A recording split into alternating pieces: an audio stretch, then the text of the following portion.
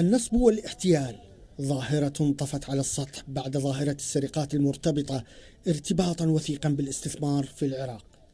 فبين الشركات الوهمية التي لا وجود لها على أرض الواقع سقط عدد من المواطنين ضحايا فيها، سيما وأن الراعين لهذه الشركات لا يضعون دليلا عليهم من أجل عدم الإطاحة بهم. احنا هاي اللي نشوف الناس المتجمهرة ناس النصب عليها.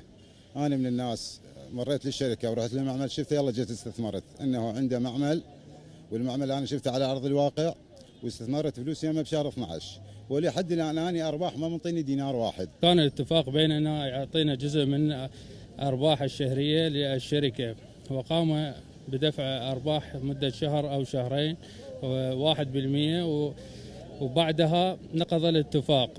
وكان الاتفاق بيننا استعادة أموالنا خلال مدة أقصاها شهر، ولم يلتزم في هذا الاتفاق. هذا المشروع الوهمي يطرح إعلانا ترويجيا على مواقع وصفحات الإنترنت لجذب الكثير من الضحايا لإيهامهم بحجة الاستثمار في القطاع الخاص، حيث وصل الحال إلى جذب العديد من الضحايا وعدم وجود رقابة حكومية حقيقية لهذه الأعمال.